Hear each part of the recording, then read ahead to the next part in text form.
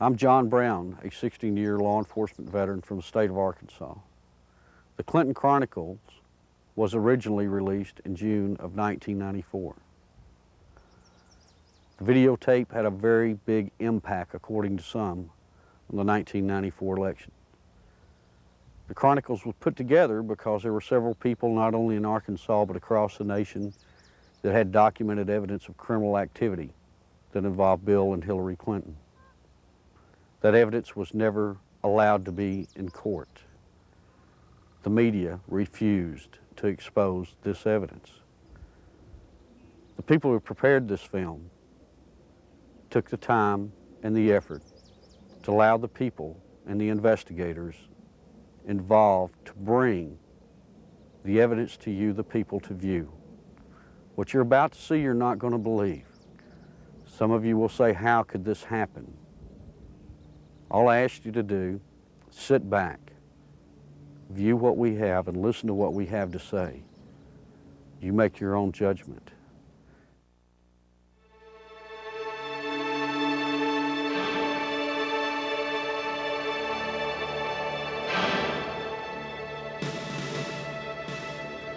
On January 20th, 1993, William Jefferson Clinton became the 42nd President of the United States.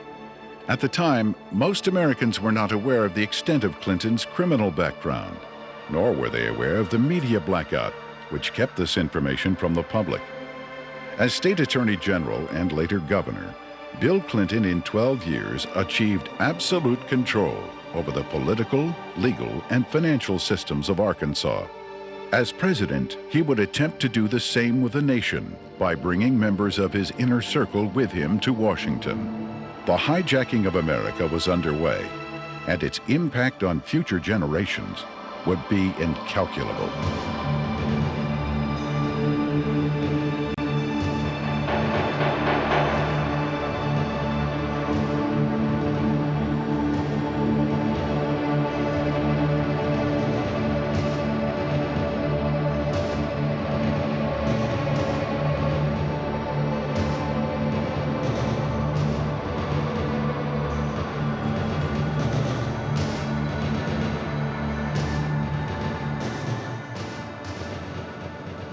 Bill Clinton was born in Hope and, of course, raised in Hot Springs. They had open bawdy houses over there at the time, and they had open gambling at the time. But Clinton grew up in that atmosphere, that different atmosphere of Hot Springs. If it felt good, you did it.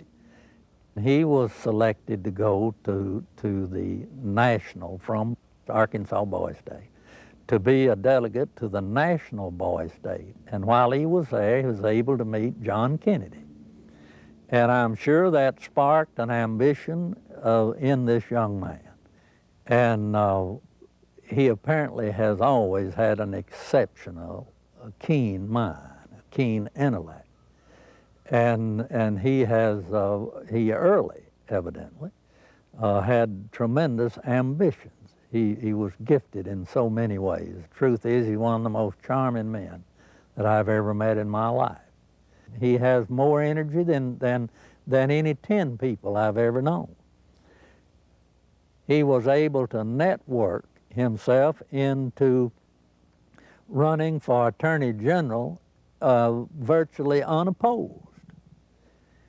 And then he was able to take that position and catapult himself into the governor's office 2 years later and started building his foundation. When you think about Bill Clinton's aversion to the truth, you wonder if this is because of the lackadaisical moral background that he's had in this area. He lied about Rhodes, being a Rhodes Scholar. He never completed that and still said he was a Rhodes Scholar. He went to Moscow and did business with them against the United States government, and he wasn't challenged by the press about that. In Arkansas, while he was governor, he said he balanced the budget 11 times. He never did it once. Also, he said he didn't raise taxes, and he raised taxes 126 times. He can accommodate any situation that comes up because he's not hemmed in with the truth. I've never felt that Clinton, consciously or unconsciously, was hemmed in with morality. I first met Bill Clinton in the mid to late 70s. He was an up-and-coming politician. There were a group of us, Jim Guy Tucker, Bill Clinton, Sheffield Nelson, and myself. And we kind of ran around and palled around with each other. It was from that point that I did a lot of projects for Bill from a marketing perspective. In 1988, I went to Bill. I said, I need a job to kind of relax, mellow out.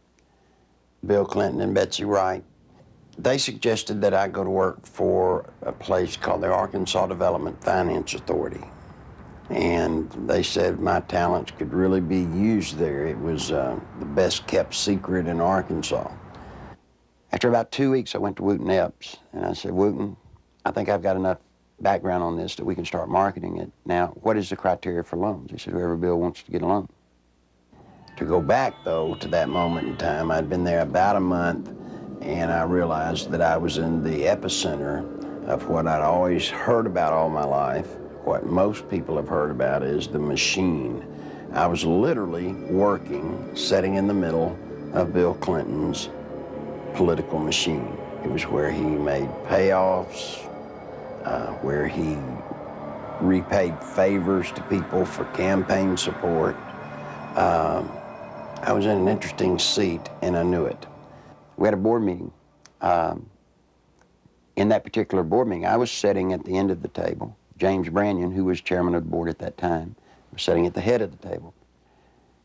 James Brannion stood up in a public restaurant, and he hollered at the Beverly Enterprises guy, Bobby Stevens, and said, did you get the $50,000 campaign contribution from the client that you're introducing the loan for? He said, not yet. He said, well, then hold up the loan till we get it. I stood up, went up to James, and I said, James, don't yell stuff like that. You don't need to be yelling it in a restaurant. That sounds real bad.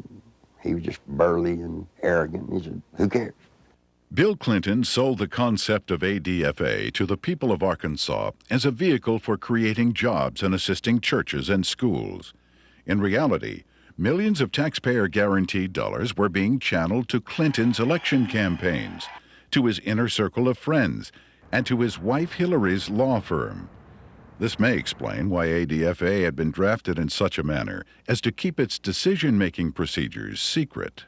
If you needed $1 million, you had to get your application handled by the Rose Law Firm, pay them $50,000.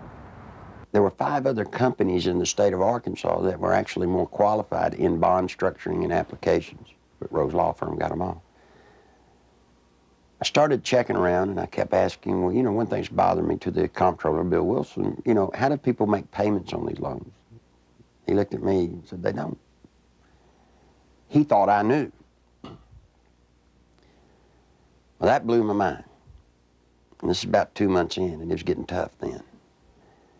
So I started gathering the documents. After everybody left, I would stick around as if I were working on the annual report. That would give me access to all the documents, and I make copies of them all. For about 2 months, I watched accounts accumulate money. At the end of the month, they zero balanced.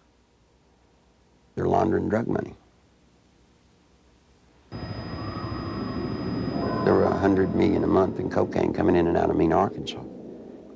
They had a problem. They were doing so much money in cocaine, $100 million. You create a problem in a little state like Arkansas. How do you clean $100 million a month? ADFA until 1989 never banked in Arkansas. What they would do is they would ship the money down to Florida, a bank in Florida, which later would be connected to BCCI. They would ship money to a bank in Atlanta, Georgia, which, by the way, was later connected to BCCI. They'd ship to Citicorp in New York, which would send the money overseas. And there's an interesting one, a bank in Chicago. That bank, by the way, is partially owned by Dan Rostenkowski. Dan Lassiter would get the bonds. He would become the broker for the bonds. He would transfer money back to ADFA. He never sold a bond. The money then would leave ADFA, go into one of the various banks for the specific bond loan, and they would zero it out. When they zeroed it out, they were giving it back to Lassiter, less their handling fees. During the Lassiter investigation, we had numerous witnesses for the federal grand jury, had extensive testimony. People that was connected with Lassiter and drug use and everything else. His cocaine use become used as a tool for sexual favors and also for business deals that influence people. And that's when Mr. Lassiter became quite flamboyant with his cocaine use, and then ultimately led to his arrest and conviction. Dan Lassiter, who was the best friend of Bill Clinton, who went to jail with Roger Clinton for cocaine. And by the way, let me explain something. He didn't sell cocaine. No, they were giving it away. Huge piles of cocaine in his office. Ashtray upon ashtray full at the parties, and they would give it to young girls. That's sick. I mean, they were giving a highly addictive drug to young girls. One particular one comes to mind is a 14-year-old cheerleader out of North Little Rock. She was a virgin, and ultimately he ended up sending her to a physician of his. The physician put her on birth control pills. He used cocaine in order to ultimately she lost her virginity, and she got addicted to cocaine. And the last I heard of her, when we had her subpoenaed back to the federal grand jury, she was a hooker in Lake Tahoe. Dan Lassiter contracted to launder the money. Now, in addition to his contract to launder the money and the system that he and Bill Clinton had set up to do it, probably what he did is he took advantage of some of the cocaine. That's why he could give it away. Shoot, you have $100 million a month in cocaine. They wouldn't care if you took a bucket full a day. After Lassiter was indicted, I started to receive quite a bit of harassment from my own department, the Arkansas State Police. And I knew the reason behind it because the affiliation with the state police and the governor's office with Dan Lassiter and his business associates. Mr. Lassiter's cocaine involvement at times was very heavy, then at times he was very cool, calm, mediocre. He was very careful, as all of them have been for quite some time. Once he was convicted, he went to a minimum security prison, a holiday hotel we call them. He spent, I think it was 6 to 8 months, and he got out. Unbeknownst to anybody, Bill Clinton, the day after he got out, granted him a full and complete pardon. So if you think he's tough on crime, think about a man that pardons a man that gives cocaine to kids. Fear of violence is robbing our children of their future. We must take away that fear and give them hope. We must give Alicia and all our children back their childhood. Working together, we can. Do something now. Call 1-800-WE-PREVENT. Your president, the President of the United States, not only was a part of a system that was laundering millions of cocaine dollars, your president signed off on it. He can't deny that he did. You see, because of that, there's one little catch. Every loan that ADFA made, Bill Clinton himself had to sign off on it. More than Bill Clinton, you better identify the people in the loop of the drug running. You better identify the people in the loop for money laundering. And what you'll find there is those people go straight to Washington. Act 1062, if you look at it, it says that ADFA was developed and created to provide low-interest bond loans for churches, schools, colleges. So now look what happened to our legislature. They voted on a bill creating ADFA. thinking that they were getting money to colleges and schools to buy books and so forth. What better way to run thousands of, tens of millions of dollars, launder it, clean it up, and use the cover of a state agency to do it. The first loan made at ADFA was made to Parkometer, a company called Parkometer. Seth Ward was the owner. As I started looking, I found out that the Secretary-Treasurer was Webb Hubbell. Then I found out Webb Hubbell was Seth Ward's son-in-law. Guess who drafted the legislation creating Act 1062, which created the Arkansas Development Finance Authority? Webb Hubbell. Guess who introduced the legislation to our legislators and got it passed through our House? Webb Hubbell. Guess who got the first loan? Webb Hubbell. Imagine this. Guess who did the audit and the evaluation of the application? Rose Law Firm. You guessed it. Who signed it? Webb Hubbell, Hillary Clinton. You see, that's against the law in Arkansas. You can't investigate yourself when the good faith and credit of the state of Arkansas is involved in a bond issue. He broke the law. Good Lord willing, creek don't rise. Mr. Hubbell will be serving some time in the pen for that one. Ironically, Webb Hubbell, a senior partner at the Rose Law Firm, was chairman of the Conflicts of Interest Committee at Rose. In 1988, he successfully advanced the Ethics in Government Act, which required Arkansas legislators to report governmental conflicts of interest. Incredibly, this law specifically exempted Governor Bill Clinton, his appointees, and his relatives. Clinton's appointment of Hubbell to the U.S. Justice Department exemplified the administration's total disregard for legal ethics. Hubbell's hasty resignation in March 1994 for overbilling of Rose clients was merely a ploy to remove Hubbell from the limelight before extensive criminal charges could be brought against him. Let me tell you about Parkometer. The first loan was $2.85 million. Never was a penny of that paid back.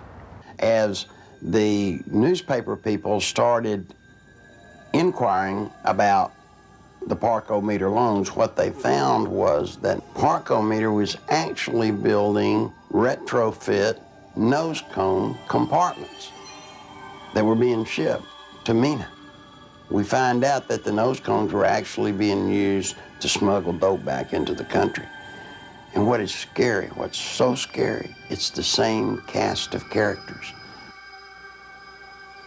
Webb Hubbell, the Rose Law Firm, are guilty, I say to you, of conspiring to defraud the state of Arkansas, the federal government, and conspired to solicit the sales and the laundering of money for illegal drugs. This is your president. This is his circle of power. These are the people, when he got elected president, he did not pass go, he took them straight to Washington with him. And by all things holy, I think he was planning to set up and do the same thing in Washington.